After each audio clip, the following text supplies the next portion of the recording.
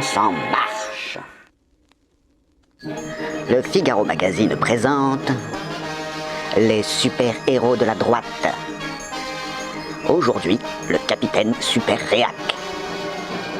Le capitaine Super Réac fit sa première apparition en 1983 dans le magazine Les Aventures du RPR.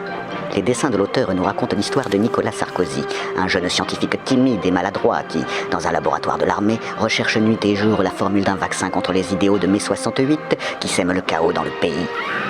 Au cours d'une expérience où il cherche à stopper l'hémorragie des valeurs familiales sur des araignées trotskistes radioactives, il est déconcentré par l'annonce du décès du général de Gaulle à la télévision. Déstabilisé et étourdi par le chagrin, notre malheureux héros se fait piquer par l'un de ces fourbes arachnides marxistes enrichis au plutonium. Dans un cri d'effroi, le jeune homme complexé va comprendre que son métabolisme est en train de changer de façon irréversible.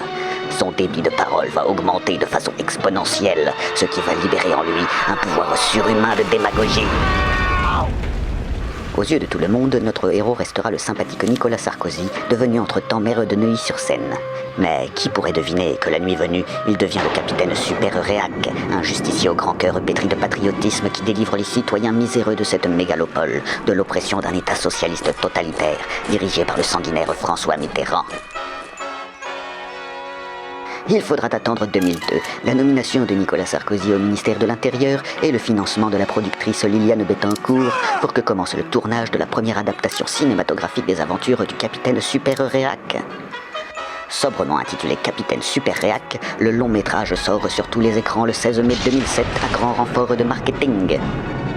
Avec 19 millions d'entrées, le film se hisse tout de suite à la première place du box-office hexagonal.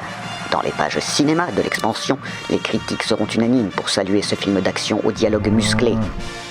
Si vous voulez parler, vous venez. Vous avez assez de cette bande de racailles. On va vous en débarrasser.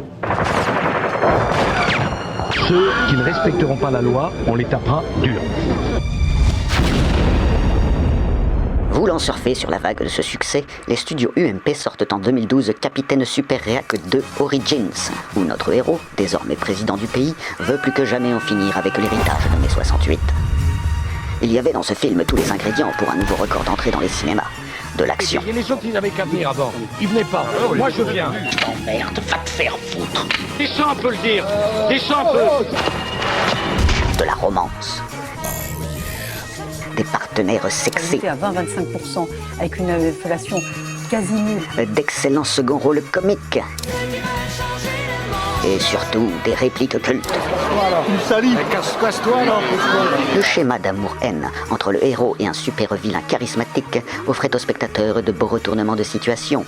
Ce scénario intelligent donnait lieu à de belles scènes de bataille qui auraient dû passionner les spectateurs. Malheureusement, en 2012, les Français ont boudé le cinéma d'action à grand spectacle, préférant se tourner vers des comédies potaches. Je vais vous dire qui est mon adversaire. Cet adversaire, c'est le monde de la finance. En 2017, le choix est fait de développer l'univers étendu de la franchise Capitaine Super Réac en sortant le film Les Républicains Primaire Civil Wars, qui voit le capitaine lutter pour son immunité présidentielle contre les autres membres de son parti, la momie, la veuve noire, ultra-gaulliste, Fionman, Human Suppositoire, ainsi que le terrible Jean-Frédéric Poisson. Malheureusement, le combat final entre la momie et le peu charismatique Fionman n'a pas passionné les foules. Le scandale de l'emploi fictif de l'épouse de Fionman ruinera même la promotion du film qui se cassera la figure au soir du premier tour, écrasé par la concurrence des blockbusters, La France apaisée et Macron président. Aujourd'hui, les Républicains sont un studio en perdition dont le nom ne fait plus rêver personne. Il était temps pour eux de repartir à zéro, en faisant le choix de redémarrer la franchise Capitaine Super Réac avec un nouvel acteur talentueux. Dans un pays plongé dans la peur de l'islam radical, là où les armées de fainéants prennent les braves citoyens en otage, ce n'est plus la CGT qui dictera ses volontés au pays. Dans une société qui perd ses valeurs, le peuple oppressé a besoin d'un justicier. Il faudra avoir le courage de revenir sur toutes ces lois socialistes. Il est violent. On arrête de s'excuser d'être de droite. Il ne pardonne pas. Le laxisme, c'est fini. Laurent Wauquiez est le capitaine Super Réac. Oui, ce soir, nous pouvons dire la droite est de retour. Nous sommes désolés, mais ce film est une comédie mal filmée qui n'emballe personne.